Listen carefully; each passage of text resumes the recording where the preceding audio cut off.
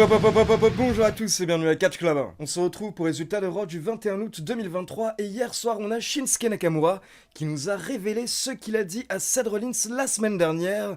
Mais ce n'est pas tout car hier pendant la journée on a eu une énorme breaking news par rapport au prochain retour de John Cena qui a été confirmé par la WWE.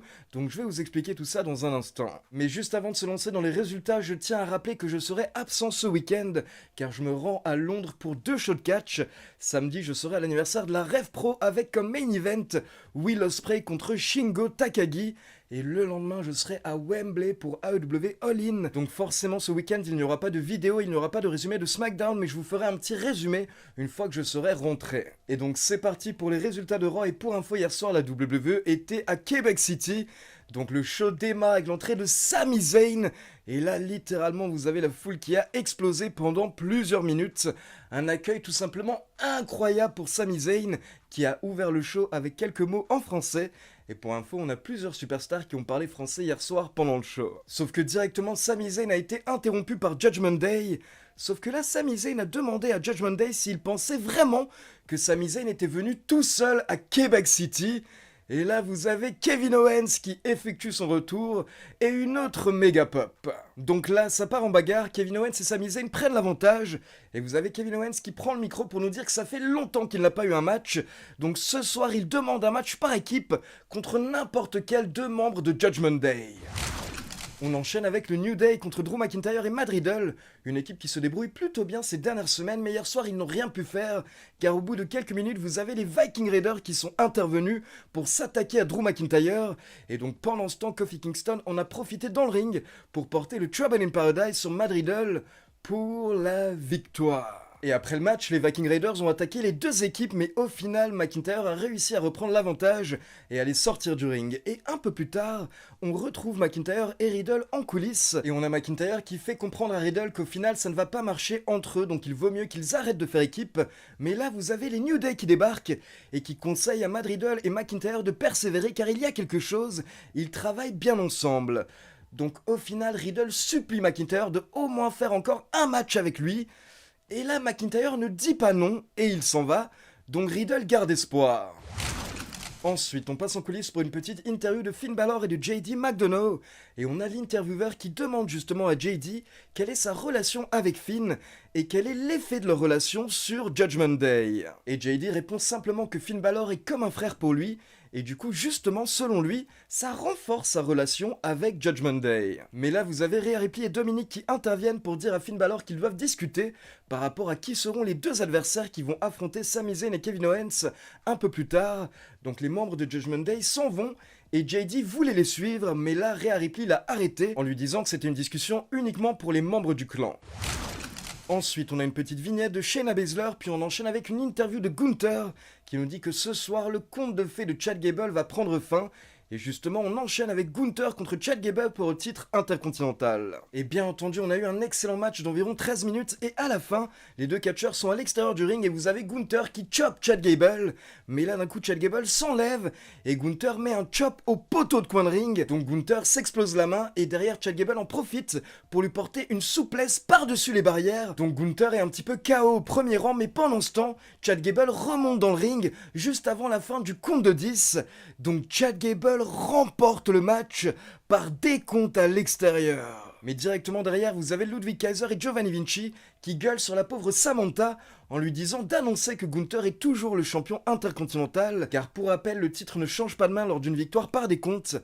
Il faut forcément qu'il y ait un tombé ou une soumission pour qu'il y ait changement de titre. Donc Chad Gable n'est pas le nouveau champion intercontinental, mais malgré tout, Michael Cole nous précise que Chad Gable est la première personne à battre Gunther dans un match 1 contre 1 depuis que Gunther est passé dans le roster principal, c'est-à-dire depuis environ 1 an et demi. Donc tout est bien joué dans le segment car vraiment les commentateurs soulignent à quel point cette victoire est importante et donc ça met en avant Chad Gable.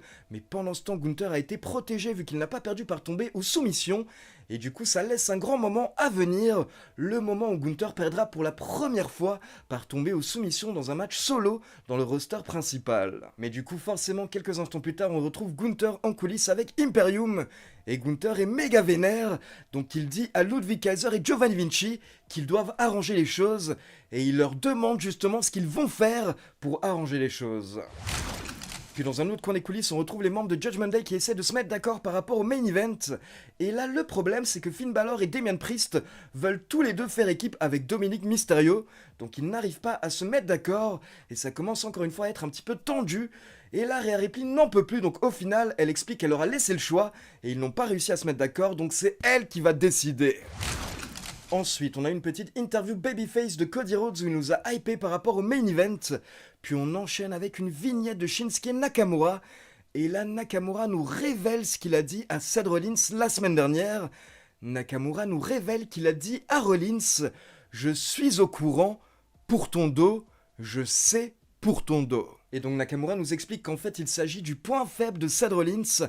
En réalité, Rollins est blessé au dos depuis plusieurs années et il commence à galérer. Ça a littéralement créé un vide en lui. Et donc là, vraiment, la vignette était super stylée. Nakamura parlait en japonais, vous aviez les sous-titres. Et Nakamura nous faisait comprendre qu'il va utiliser ce point faible pour justement prendre le titre à Rollins. Et pour info, pour ceux qui suivent mes vidéos news, je vous avais expliqué dans une vidéo il y a 2-3 semaines que Rollins est réellement blessé. Il en avait parlé dans sa dernière interview quand il était passé chez Logan Paul.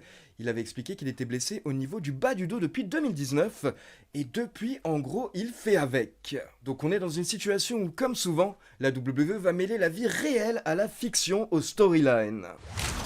Puis derrière, on enchaîne avec Rhea Ripley accompagnée par Dum Dum qui a facilement battu Candice LeRae en environ 1 minute. Puis après le match, Rhea Ripley et Dum Dum sont en train de remonter la rampe quand d'un coup, Raquel Rodriguez fait son entrée avec une béquille. Donc là, Rhea Ripley se met à rire parce que Raquel Rodriguez ne peut rien faire. Sauf que Raquel Rodriguez était en train de bluffer. D'un coup, elle jette la béquille et elle attaque Rhea Ripley. Et derrière, Raquel Rodriguez prend le micro pour nous confirmer que c'est bon, elle a le feu vert des médecins. Et donc Adam Pearce a confirmé qu'elle va affronter Rhea Ripley pour le titre lors du prochain PLE Payback. Derrière, on a une petite promo de Ciampa, puis on a The Miz qui fait son entrée. Et rappelez-vous ce que je vous avais annoncé la semaine dernière par rapport au segment de The Miz cette semaine. Donc The Miz termine en nous disant que la semaine prochaine, il va battre quelqu'un de plus grand, plus fort et plus rapide que tous les adversaires que LA Knight a affrontés durant sa carrière. Donc bon, je sens bien le petit The Miz contre Akira Tozawa la semaine prochaine. Eh bien c'est exactement ce qui s'est passé car forcément, vu la manière dont parlait The Miz, on sentait qu'au final il allait affronter un petit adversaire. Et malheureusement, l'un des gars qui est au plus bas au niveau de la WWE actuellement, c'est Akira Tozawa. Donc d'abord, The Miz tente de faire une petite interview avec Tozawa, mais là vous avez Tozawa qui répond uniquement avec des yeah, ce qui fait que The Miz s'énerve. Et donc le match démarre, mais au moment où la cloche sonne, LA Knight fait son entrée et il vient se poser à la table des commentateurs et forcément ça énerve The Miz. Et donc justement pendant le match, plusieurs fois The Miz n'arrivait pas à se concentrer car il s'occupait trop de LA Knight qui était à l'extérieur du ring et c'est arrivé à la fin, The Miz était en position parfaite pour porter son finisher mais encore une fois, il s'est concentré sur LA Knight et là vous avez Akira Tozawa qui en a profité pour porter un roll-up à The Miz pour la victoire. Donc là forcément The Miz est méga énervé, il commence à engueuler l'arbitre, mais LA Knight intervient et il porte son finisher sur The Miz. Puis on enchaîne avec Becky Lynch qui est venue nous faire une petite promo pour nous hyper son cage match qui aura lieu à Payback face à Trish Stratus. Mais derrière elle a été interrompue par Trish et par Zoe Stark. Et à la base Trish a fait semblant d'être gentille, d'être en mode babyface parce qu'on est au Québec.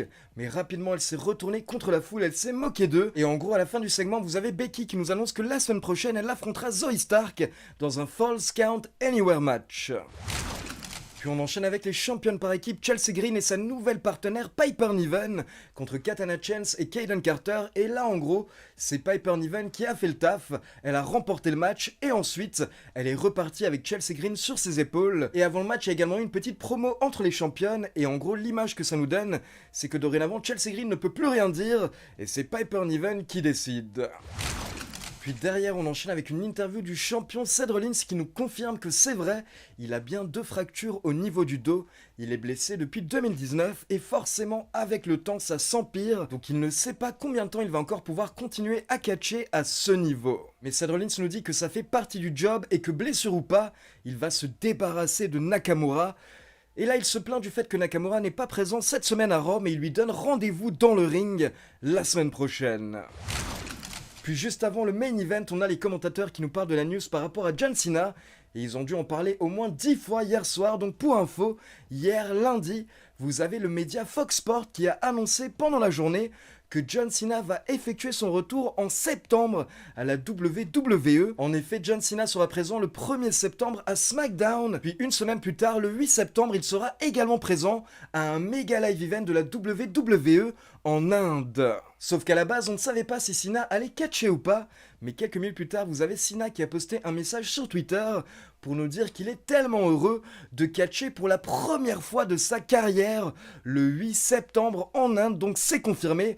John Cena va effectuer son retour à la WWE en septembre et surtout son retour sur les rings lors du live event en Inde le 8 septembre. Et donc maintenant, je suis obligé de vous poser la question, selon vous, qui va affronter John Cena en Inde ? Puis on enchaîne avec le main event, donc Sami Zayn et Kevin Owens contre 2 membres de Judgment Day.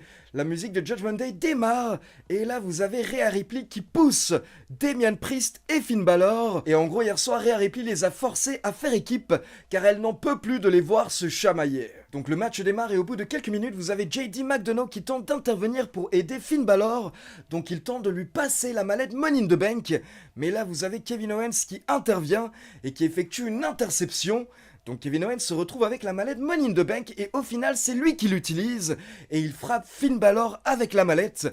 Kevin Owens lâche tout, on va dire, à ce moment-là. Il lâche tout son énervement, sa colère, sa frustration. Sauf que le problème c'est que du coup, Kevin Owens et Sami Zayn perdent le match par disqualification. Et attention, après le match, vous avez Damian Priest qui engueule JD McDonough en lui disant de ne pas toucher à ses affaires, sinon il va lui arracher la tête. Et là, vous avez donc Judgment Day qui s'acharne sur les faces. Mais heureusement, Cody Rhodes fait son entrée pour sauver Kevin Owens et Sami Zayn. Et donc on enchaîne avec un autre main event en mode 3 contre 3 avec Dum Dum, Finn Balor et Damian Priest contre Owens, Zayn et Cody Rhodes. Donc bon petit main event d'environ 15 minutes et à la fin, vous avez Dum Dum qui se prend le Hell of a Kick, puis le stunner de Kevin Owens pour la victoire. Et le show se termine avec une petite promo en français de Sami Zayn pour faire plaisir à la foule. Donc c'était un beau moment, mais en même temps, je peux comprendre certaines personnes qui en ont un petit peu marre des matchs à répétition avec Judgment Day, Kevin Owens, Sami Zayn et Cody Rhodes. Donc voilà, c'est tout pour les résultats. Et maintenant, comme d'habitude, c'est à vous. N'hésitez pas à me laisser vos avis dans les commentaires. Dites-moi par exemple, selon vous, qui va affronter John Cena le 8 septembre prochain en Inde. Et comme d'habitude, n'oubliez pas de liker la vidéo, de vous abonner à la chaîne et de cliquer sur la petite cloche pour être informé de la sortie des prochaines vidéos. Ciao tout le monde!